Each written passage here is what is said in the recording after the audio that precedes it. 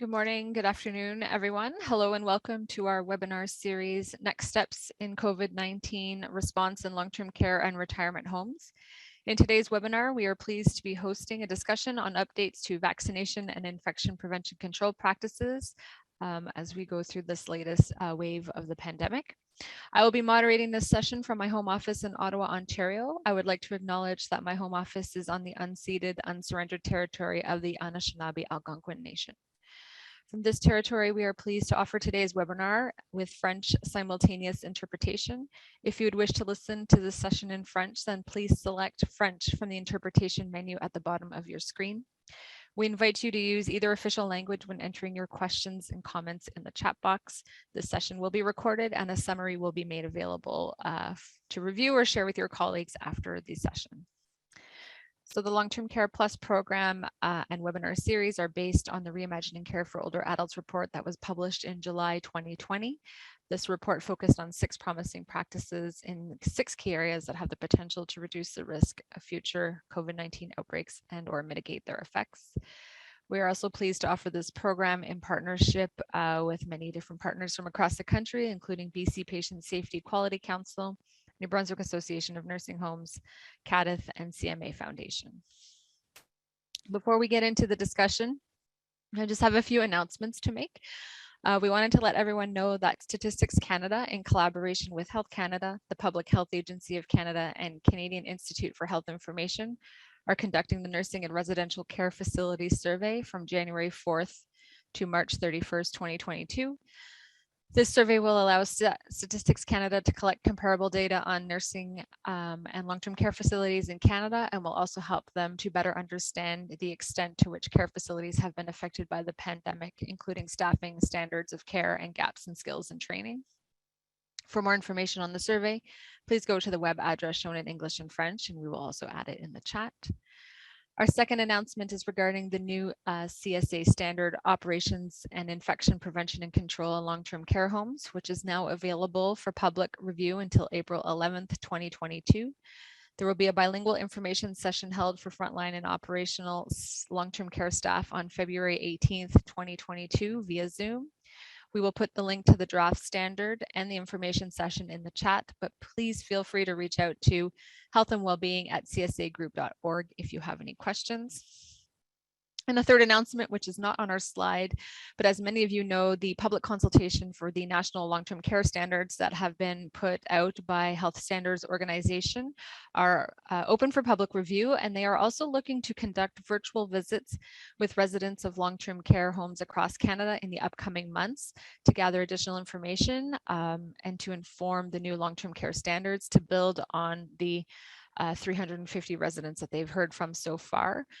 So we will also be putting contact information in the chat if you're home or you would like your home to be part of those virtual visits. So now it is my pleasure to introduce our speakers for today. We are joined by Dr. Bryna Warshawski, who is medical advisor with the Public Health Agency of Canada, working on the COVID-19 vaccine rollout. She is past chair of the National Advisory Committee on Immunization and is cross-appointed as an adjunct assistant professor in the Department of Epidemiology and Biostatistics at Western University. So welcome. We are also joined by Dr. Jim Ayakukbong. He is an infectious disease epidemiologist and the Vice President of Infection Prevention and Control for Southbridge Home Care Homes. He is also the Editor-in-Chief of IPAC, Canada's Journal of Infection Control, and author of the book, Infection Prevention and Control Guide for Healthcare Professionals. So welcome to you both today. And so we will start with the first question that is appearing on the slide. And as a reminder to our participants, please also feel free to add your questions in the chat as we go through the discussion. So maybe we'll start with Bryna. So the rise of Omicron variant has had significant effects on care. So in the context of the latest wave of COVID-19, what are the most updated vaccine guidelines that you can share with our participants today? Yeah, great question. And thanks for the opportunity to be here with you today. So I guess the most recent guideline is about the booster dose. It's really important for people to get their booster dose. The recommendation is to get that 6 months from the end of your primary series. The other although some provinces and territories will offer that at different timings, the National Advisory Committee's on Immunizations recommendation is for a 6-month interval between the end of the primary series and the 6-month booster. There is also recommendations for people who are immunocompromised, who have moderate to severe immunocompromise. For them, the recommendation is with regard to the primary series, so that they get 3 doses in their primary series, given 4 to 8 weeks apart. And then 6 months after that, they get the booster. So in fact, if you have moderate to severe immunocompromise, either from medication or underlying medical conditions, those people would get 3 doses originally, and then 6 months later, get a booster dose.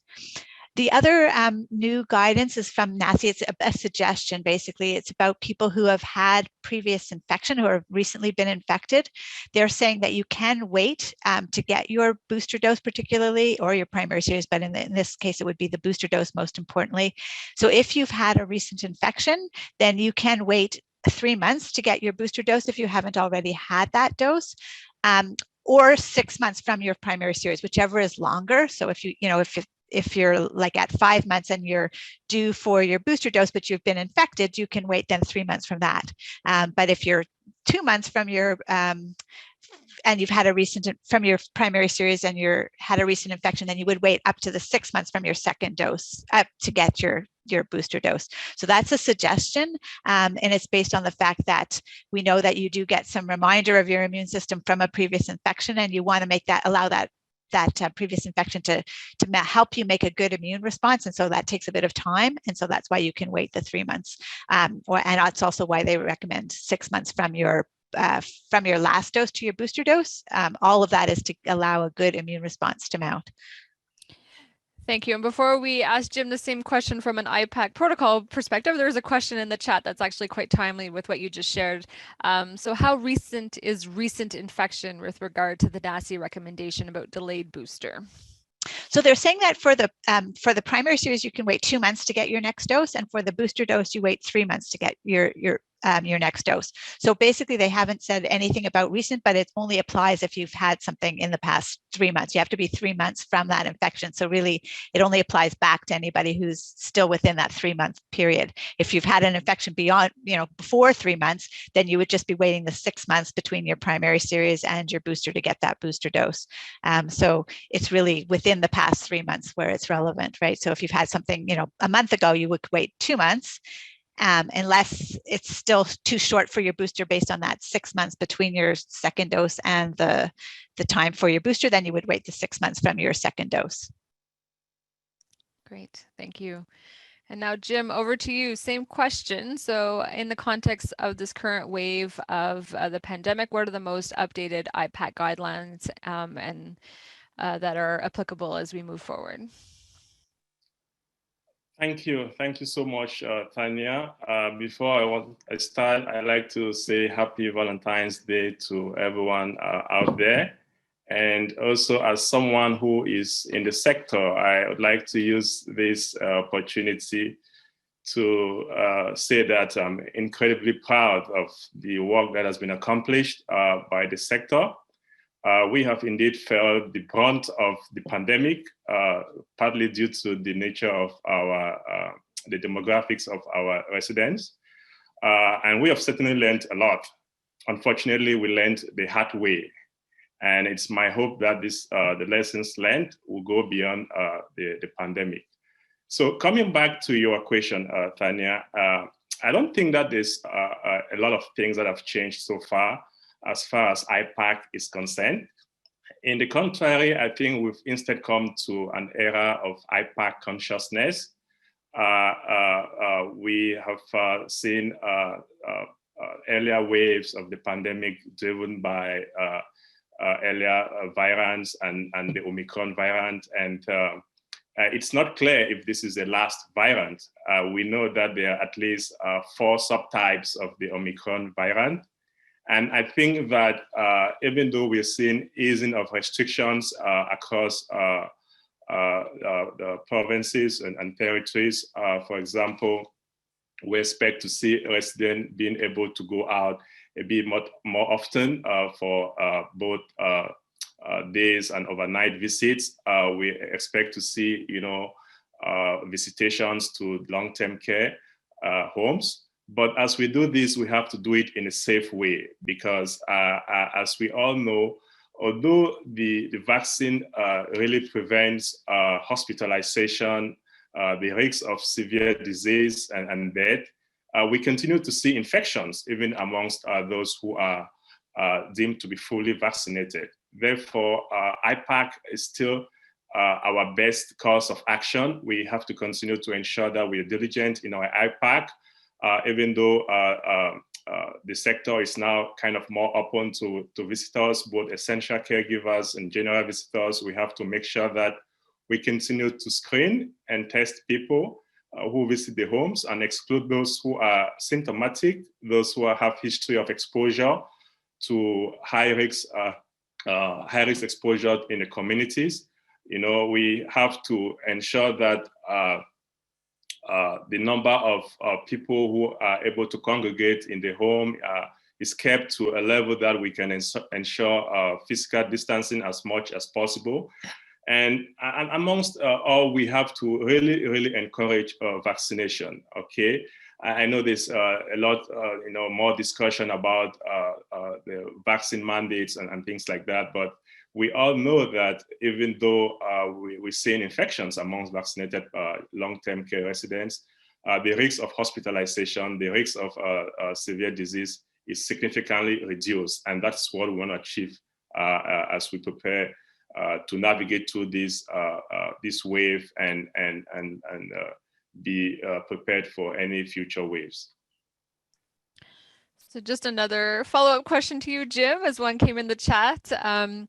How are you factoring in aerosol transmission into IPAC in long-term care facilities, particularly now with Omicron being so contagious? That is a very good question.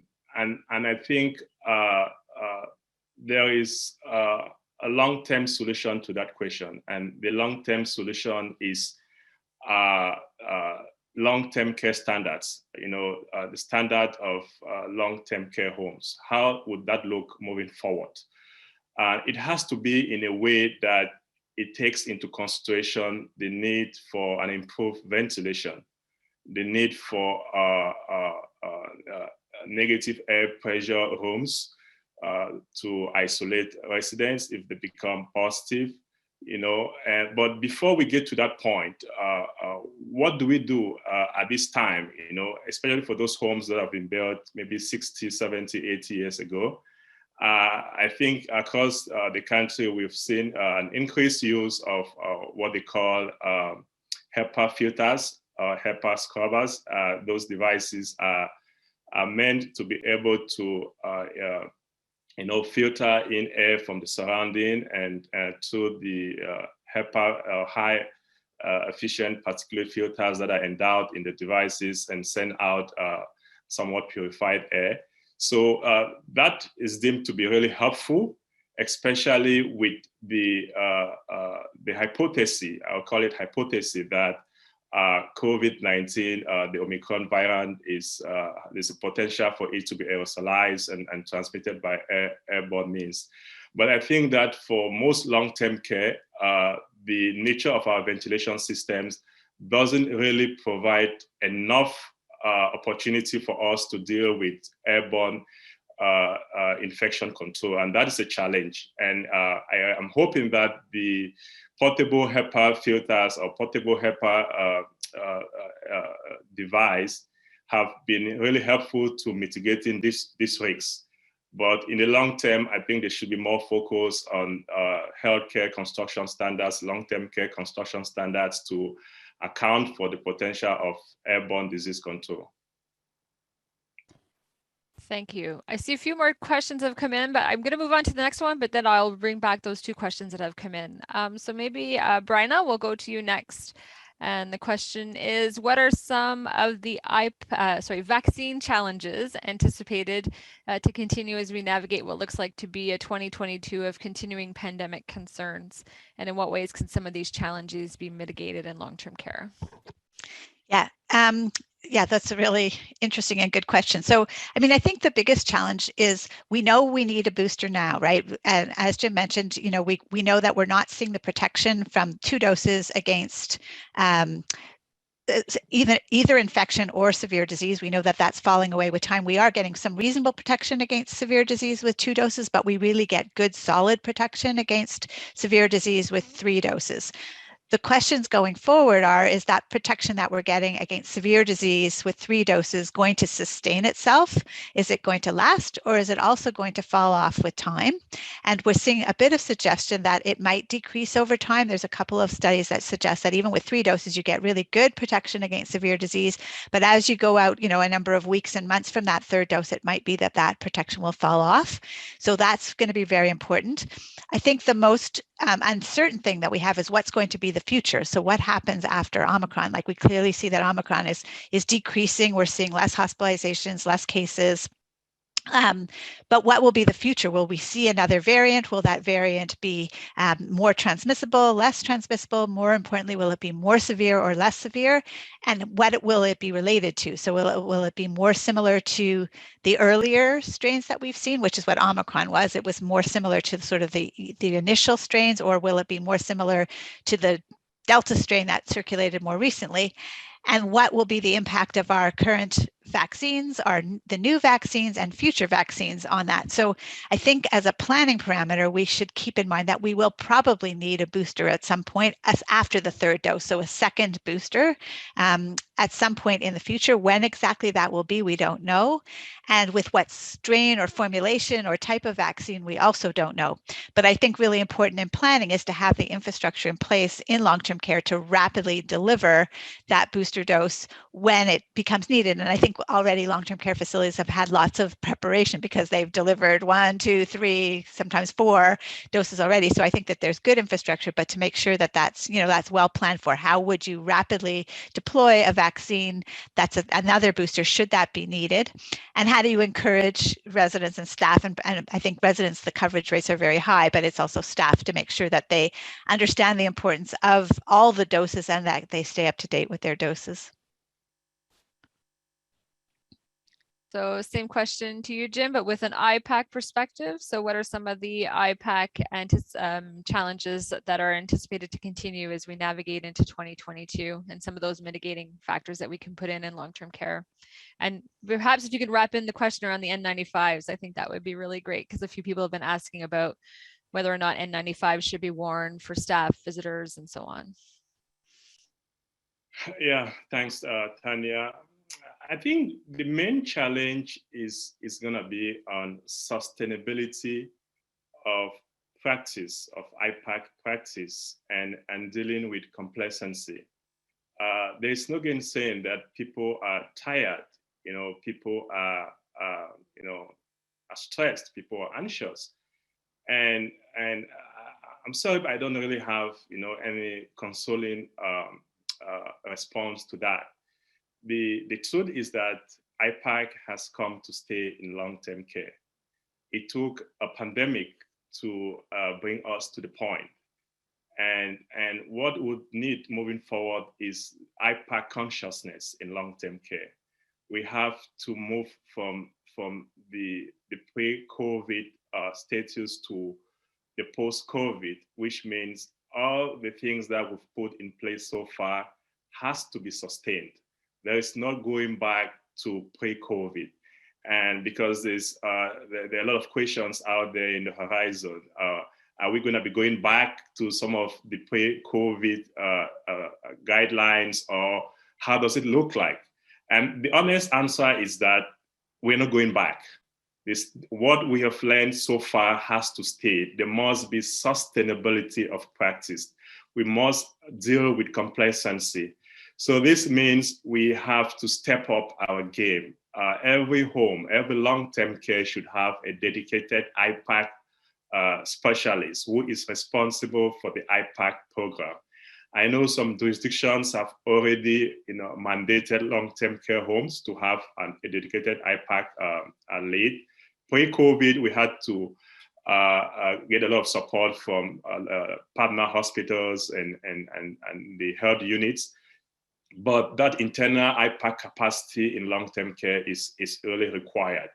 And then the second part is the standards of long-term care. Like I said, we have to upgrade this need for a lot of the old long-term care homes to be upgraded to be able to deal with infections that are deemed to be aerosolized, airborne, or infections that are highly transmissible. We saw that most old long-term care homes felt the brunt of the pandemic because of the nature of the ventilation system. So that has to be improved. But above all, the most important is the IPAC consciousness, where staff have to adhere to IPAC practices, hand hygiene, proper PPE donning and doffing, as well as visitors who come to the home or essential caregivers, because quite frankly, anyone can be infected. It doesn't matter whether you are a staff or you're a visitor, you can still transmit the virus to the home. So it's very important that whether you are an employee or a visitor, everyone has to be held to the same standard of IPAC while within the home. So it's therefore the responsibility of the home to ensure that visitors, essential caregivers are all provided with basic IPAC education that will enable them to adhere to the IPAC expectations while within the home. Thank you so much for that. Maybe we will move on to question 3. And I will start with Bryna. So I know we've touched on this in question 2, just about the importance of being conscious of the vaccine series, but are there any other strategies for long-term care and sustainable policies and practices on vaccines within this sector?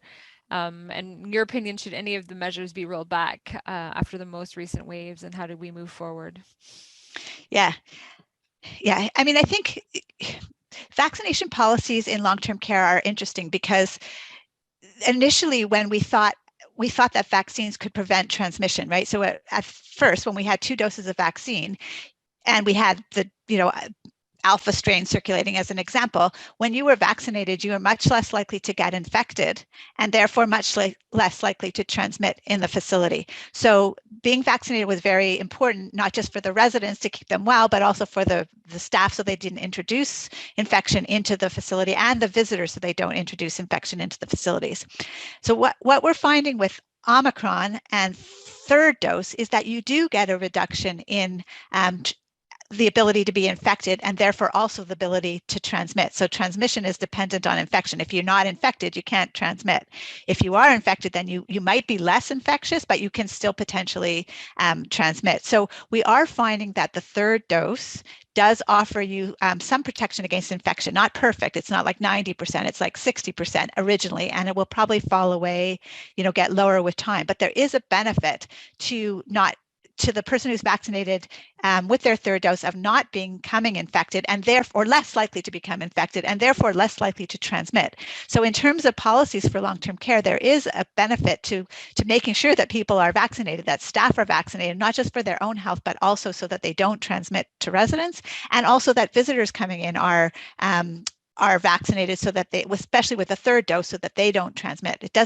The 2nd dose probably won't help with Omicron transmission, but the 3rd dose will, for a while, decrease the risk of infection and therefore the risk of transmission. So I think the policies in the future, it will depend a lot on that. If the vaccine helps to prevent infection and therefore transmission, then policies in long-term care will have to focus on how to make sure people coming in are optimally vaccinated for whatever is recommended at the time.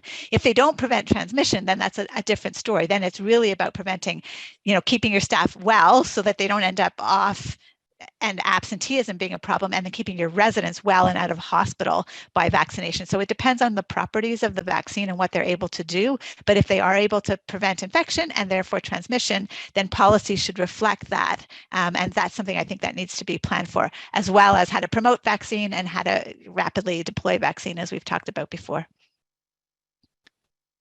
Thank you. And so, Jim, you've already touched on this several times in answering some of the questions. Sustainability of IPAC measures in long-term care is going to be important and key moving forward. So what are some of those strategies for long-term care and sustainable policies and practices related to IPAC and long-term care and retirement homes to ensure that homes are prepared for future outbreaks or sudden periods of crisis? And in your opinion, can some measures be rolled back, or what have you been experiencing over the past, I guess now 2 years almost? Yeah. Thank you. I think we're going to be falling back to the chain of infection, because the goal of IPAC is actually to break the chain of infection. And we have certainly learned a lot concerning the chain of transmission of COVID-19, which I think would be very important moving forward. Okay, so let's start with the first part of the chain, the pathogen. We know that the virus has evolved over the years, starting with the earlier variants, the alpha, beta, gamma, delta, now Omicron, and we know that there are at least 4 subvariants of the Omicron variant, and the risk of another variant developing is not ruled out. You know, there's still the possibility that there could be another variant post Omicron. So whatever the pathogen is, we understand already the mode of transmission. Okay, and then we understand that our sector, the residents, are susceptible partly due to advanced age, due to other comorbidities, due to maybe being immunocompromised, and then the reservoir are people who could be symptomatic or asymptomatic. So just understanding the concept of the reservoir, it means that anyone coming to the home who is symptomatic has to be excluded from entering the home. And we have to continue with our screening. Anyone who reports exposure in the community, we have to exclude the person from entering the home. And we understand already a lot about the portal of exit, the portal of entry, the mode of transmission. All this we know already. So we have to use all this information to ensure that the practices that we have in place, the policies we have in place, mitigates the risks of introduction of the virus into the home. So based on this, concept of the chain of transmission, I see the need for a continuous screening practice within long-term care. This has to continue for the near future. We still have to continue screening everyone coming into the home, so we can exclude people who are potential high-risk exposure in the community. We can exclude people who are symptomatic. We still have to encourage people to wear masks so that we can break the chain of transmission by, mitigating the exposure of aerosol or of droplets within the home. We still have to encourage people to perform hand hygiene while in the home. We still have to, increase and step up our audits for proper PPE donning and doffing. And I want to touch on the question of N95, okay, because this is something that has come up a bit frequently, especially as we navigate through the Omicron wave. A lot of people have questioned whether indeed N95 is required, or procedure or medical mask may be sufficient. I think that we all agree that N95 has a more, a better seal and within the wearer's face. So it's more, preferable from an airborne prevention standpoint than the medical mask. And if we continue to see variants that are deemed to be transmissible, then there is a need for us to have a more enhanced precaution mechanism in place to prevent such a transmission. So I think that N95 may be required, at least for the short run, for homes that are in confirmed outbreak, just to mitigate the risks of transmission. But if a home is not in an outbreak, the use of N95 is not really necessary or justified. But once the home goes into an outbreak that is deemed to be due to the Omicron variant, then it's absolutely necessary that we encourage the use of N95 just based on the transmissibility of the virus. Thank you. Yes, it's definitely been a question that's come up frequently. So thank you. Now we're going to move on to question 4, and we'll bring Bryna back on. So at this point in the pandemic, as we know, we've had, a series of 2 doses, a 3rd dose, now potentially talking about a 4th. We know there's a bit of fatigue that's crept up into the space and also more generally into the population. So how can we address this fatigue with, the changes in the vaccines and the policies that keep kind of evolving as we go through the pandemic? For those living in long-term care, but also their essential care partners and families who are also living this at the same time. Yeah. So I think, one of the main things is to really understand and celebrate how important vaccines have been. Like, we would not, had we had Omicron without vaccinations, the toll could have been so much worse than it was, right? Because the people who ended up in hospital with Omicron, even though it's more mild, it was people who were unvaccinated or people who had only, hadn't necessarily had the booster, who were older, who had underlying medical conditions. So it really, like, particularly unvaccinated people or not fully vaccinated people suffered from Omicron disproportionately. And so we really need to recognize how important the vaccines have been, particularly in preventing severe disease. Like, people, as you know, have people who've been through long-term care outbreaks during earlier periods when there was no vaccine compared to outbreaks when there has been vaccine. The burden in terms of severe illness and mortality has been, quite different in those 2 experiences. So I think we really have to celebrate and understand the importance of vaccines. And, should we need another vaccine? Again, we don't know for sure. It's a good planning parameter to think that we might sometime, in the fall, maybe, but we don't know that for sure. We really don't know the trajectory. So I just want to emphasize that you need to plan for something just to be prepared, but we don't know. It might be sooner, it might be later, it might be, we don't know what formulation or whatever. But I think, should the recommendation be to do a booster dose, it will be to help, not necessarily for prevention of transmission, because we know that's not the aim. The aim is to prevent severe illness. And so that is a very, very important outcome, especially for elderly residents in long-term care, because we know how fragile they can be. Like, it doesn't take that much to result in severe illness and potentially, hospitalizations and deaths in older people. So really important to make sure that they are as up to date as the recommendations are, but also that staff are up to date and visitors are up to date, because, as we mentioned, that potential to transmit and introduce, when you're up to date, you decrease that risk. So I think we have to really combat the fatigue by focusing on the benefit and how successful vaccines have been. They are not going to be, they don't function like measles vaccine. A measles vaccine, you get it once or twice, and then you're not at risk for infection or transmission or severe disease.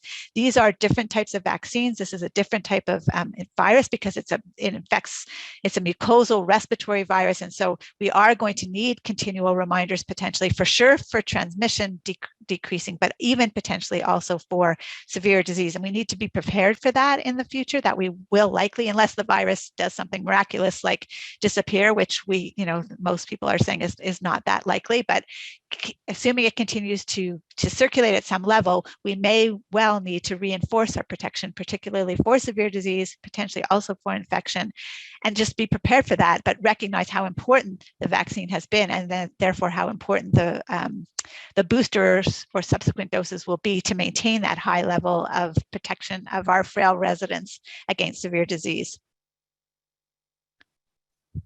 Thank you. Yes, it's always important to remember the positive and building on the lived experience that many have had over the past 2 years. So same question to you, Jim. At this point in the pandemic, over 2 years now, how can we address fatigue with the IPAC policies and procedures for staff and those living in long-term care and their care partners?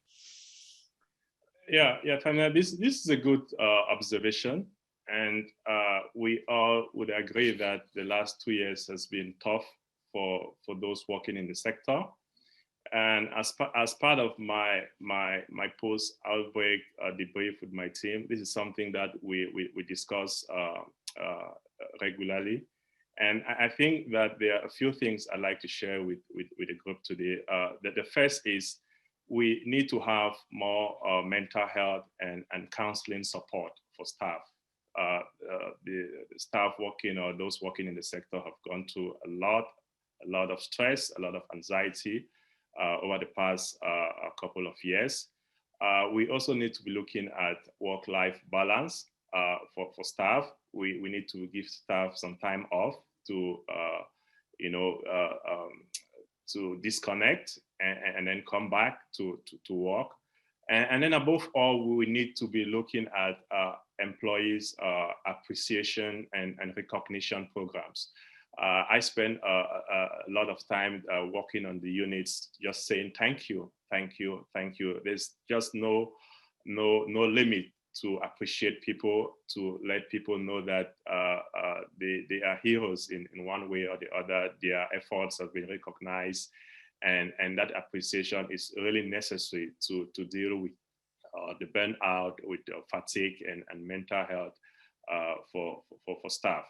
But coming back to the IPAC piece, I think, and it's really unfortunate that I don't think that as far as IPAC is concerned, we are going to be going back to pre-COVID status quo. Unfortunately, that is the answer that I would be recommending to any panel that I am part of, because COVID-19, the Omicron variant, it's unlikely to be the last variant we are dealing with, or even the last pandemic that we will deal with.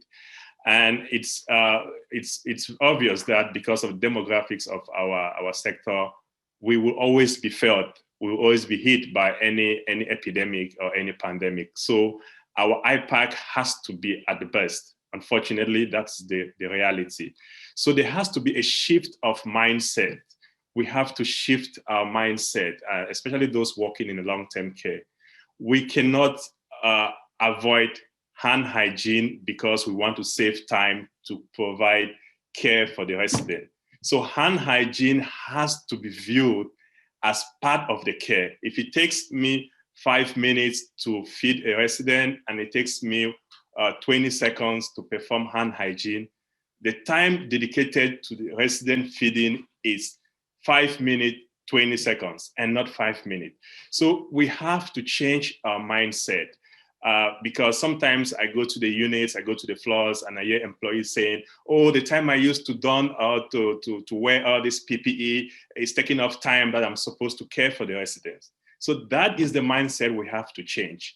The time that you're going into the room to care for a resident should be able to factor in the time that if the resident is on additional precaution, the time that you use to perform hand hygiene, the time that you use to don your PPE, whether it's gown, gloves, and what or whatnot, has to be factored in the care. So back to your question, unfortunately, these standards, we are not going back to pre-COVID. These standards have come to stay, but it is very important that because these standards have come to stay, we have to shift our thinking, we have to change our mindset, and IPAC has to be incorporated in resident care, as part of resident care. Thank you for that. As we move into the endemic state, potentially, or so people are talking about a lot. Bryna, what does this mean, I guess, for the future? I mean, I think you've talked at length about vaccines, but I guess maybe what does this mean, and what does this mean for us moving forward as of people working in this sector in long-term care and retirement homes? Yeah, I mean, that's a good question. I guess it depends what endemic really means, right? So people are questioning what the word endemic means. So endemic means that, it's just a constant sort of level of transmission, but that constant level of transmission can, and it's supposed to be tolerable, right? It's supposed to be so, but you can have constant transmission at a very high level. You can have constant transmission at a very low level. You can have episodic, outbreaks, because, influenza is, I guess, endemic, but we have, we see it periodic. We see every winter. So I think, what exactly endemic means will depend on what the virus does and how much protection we already have from either prior infection and or vaccine. So we're in a very different state, right, than we were 2 years ago, because we are not all naive now to the virus. We've either seen it from infection or we've seen it a number of times from vaccination, and that changes the whole picture. So if, in terms of our own immunity, we're in a lot different state. The unknown factor is what the virus will do, right? So the virus, you know, people talk about evolutionary virology. What's the virus's next move in the chess game? And, you know, it tends to be more transmissible. It doesn't necessarily make it more or less severe. That can happen by chance. So sometimes, you know, you can get a more transmissible virus and it be less severe, which is what we ended up with Omicron, which is, I think, sort of lucky, because again, had it been more severe, we would have potentially been overwhelmed in terms of our healthcare system. So it's unknown what the future of the virus will be, whether it will go very, you know, it could become very benign potentially, like our, because we know we have 4 coronaviruses that circulate that just cause regular colds. So could it become like that? Who knows? Or we have 3 coronaviruses that cause these very severe diseases like SARS-CoV-2 and the original SARS and MERS. Will it stay like that? Will it have episodes where it, you know, different variants come about? So all of that is unknown. So what exactly endemic will look like? Clearly in the near and the short term, it looks like we have a lot of protection from circulating Omicron because that circulated widely, and we've got good solid protection against vaccine, and no other variant so far has looked like it's about to emerge. So we look like we're going to head into, you know, a very potentially good space and stable space, especially as we know we head into the spring and summer where we can be outdoors more, there's less crowding.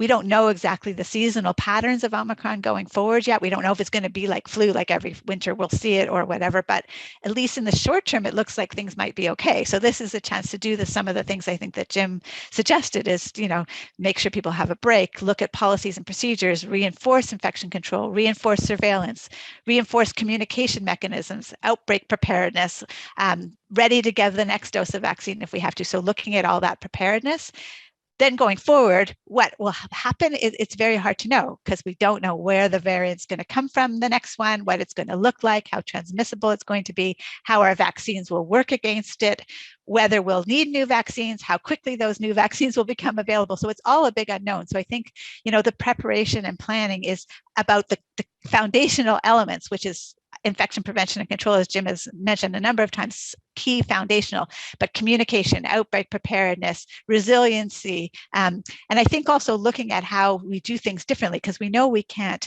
do the lockdowns, and you know we know the toll that that's all had on mental health and resident health, and so we have to look at how we maintain all those things, but allow you know, all the infection control and all the surveillance and all the communications, but also allow some more freedom while still protecting residents' health. So to find that sort of sweet spot or that balance going forward. And I think we may have a little hiatus, I'm hoping, fingers crossed, in the coming months to sort of try to regroup and figure out what that new normal is and plan and do some of the more longer term sustainable things that we haven't had a chance to do because we've been so reactive over the past 2 years. Yes, thank you. It's definitely about that balance. So Jim, I think you've talked at length about how important it is that these measures just stay and it's the new normal, and that we can't be complacent. So I guess from your perspective, as we move into this potentially endemic state or not, and love your thoughts on what that actually means. But also there was a question that came up that I think would be really great to hear from you about, given your experience working in long-term care in IPAC.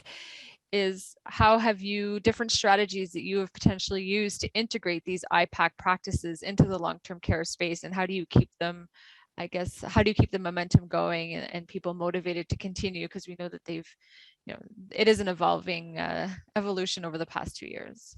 Yeah, Tanya. This is a good question, Tanya, and I think that like Bayana said, you know, endemicity does not mean that the disease is no longer pathogenic, okay? Endemicity simply means that within a particular region or population or community, the disease has a stable, predictable rate. And if we are gradually going towards an endemic state of a pandemic, it's a good thing. But still, for us in the sector, we will still have to be really diligent and careful. And what endemicity will also mean is that there's going to be easing of mandates, because quite frankly, the last few years our lives have been dictated by mandates, okay? And that's because we're dealing with a pandemic. But as we slide down from a pandemic nature to an endemic disease, eventually, we'll see the easing or the loosening of some of these mandates. And there's gonna be individual responsibilities to mitigate risks of infection.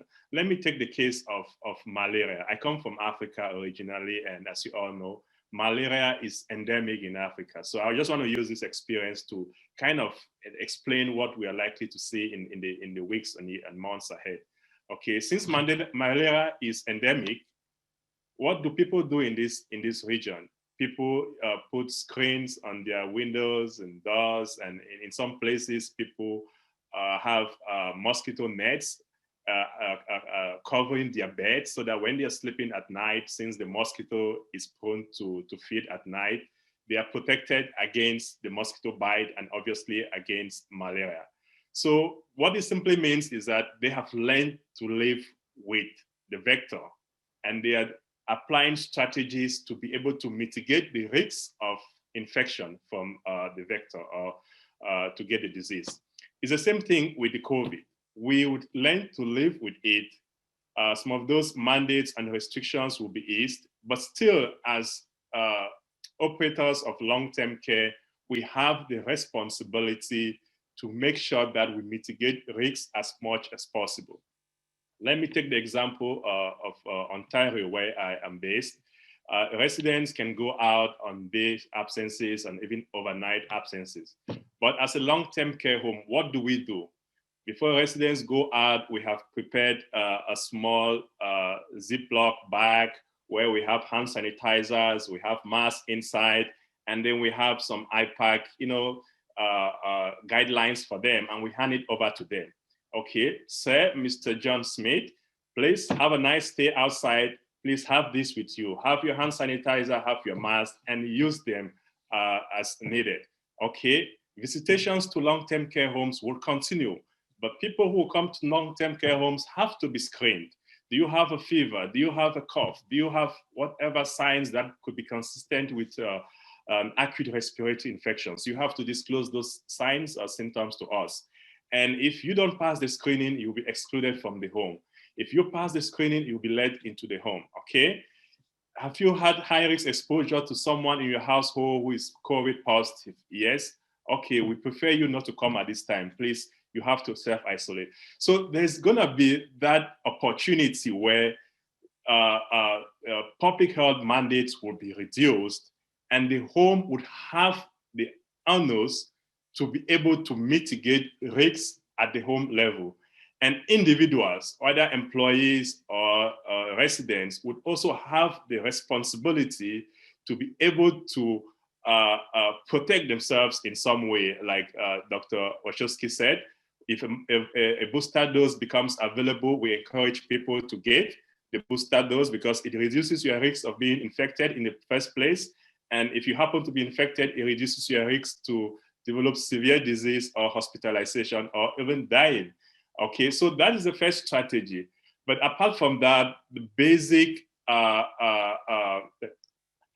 expectations like, respiratory etiquette is something that we have to start teaching even at elementary school or, at the daycare, so that kids grow up with this IPAC consciousness that if you want to cough, you want to sneeze, you have to turn away from others.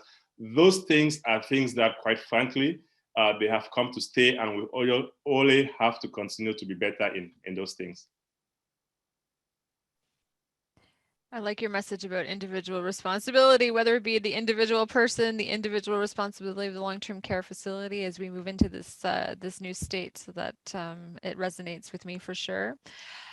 Before we jump to our final question as part of the panel discussion, I did want to just touch on a few questions from the participants. And so the first one would be for Jim with respect to the HEPA filters. Now, you had mentioned them early on in the conversation.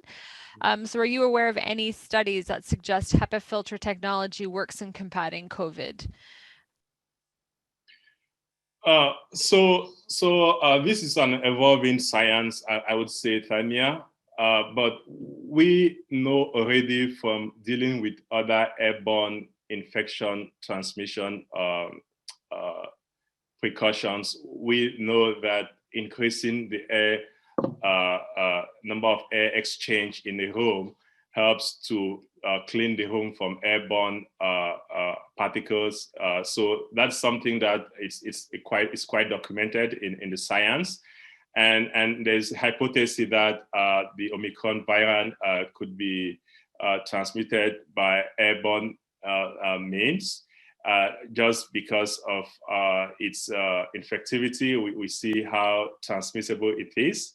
And I think that for those homes that have used the HEPA filters, although not ideal, the portable ones have really helped in a way.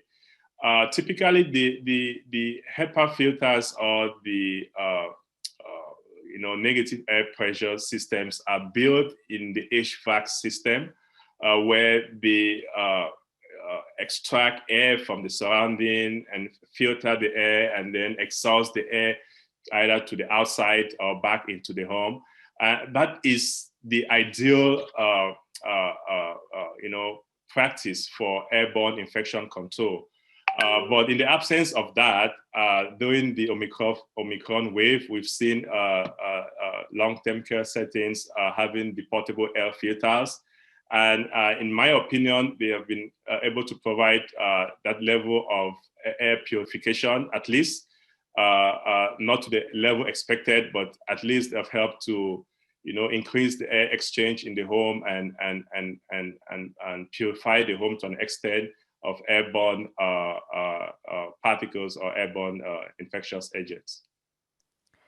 Thank you. And a question to both of you. We'll start with Brian. Do we foresee a future without masks? Lots of comments in the chat and questions just about how, is one day will residents be able to visit with family indoors or outdoors without masks, and just thinking about that potential restriction potentially lifting in the future. Just any reflections? Yeah. So I'm taking out my crystal ball. It really depends on how the virus evolves and what happens over the future. Like if this becomes like a routine coronavirus that just causes a regular cold and whatever, then potentially maybe. But maybe we're also in, and if it doesn't, like if it continues to cause episodic or potentially severe disease, then probably not.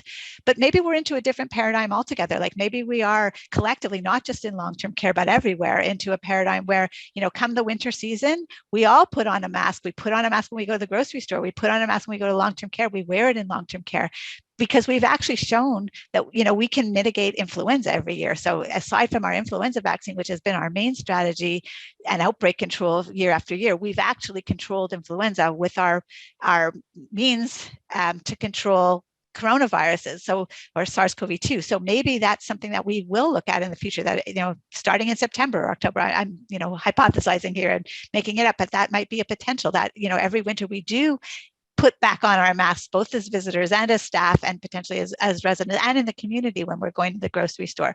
Or the other alternative is we never let up. Like, it may be that some people, even though mask mandates may change in provinces and territories and be released, there are some people that may feel that, for a while at least, and maybe for a long time, depending on what the virus does, that they still want to wear a mask when they go to the grocery store, and or when they have visitors into their long-term care facility, and or for staff in their long-term care facility, because it's a layered approach, right? We've talked about this Swiss cheese kind of layer, and if the virus is still circulating, vaccines one strategy, IPAC, all kinds of IPAC measures, as Jim has mentioned, are very important foundational things, but mask wearing is also a very important thing, both so that you don't become infected and so you decrease your risk. Well, you decrease your risk of transmission and your risk of infection. So both things. So it's just another layer, and it's hard to say. Some people's personal preference will be continue to use them in every setting for a while until there's, or it may be forever, or it might just be that, things go back to much more the way we used to and we don't do it, or we use it seasonally. So I do think we have to be open to all those options, and it's really hard to know what the crystal ball holds. Jim, I'll give you also a chance to comment on the mask piece, and then also add just something positive that you're taking away. And then I will ask the same question of Bryna. Yeah. Thanks, Tanya.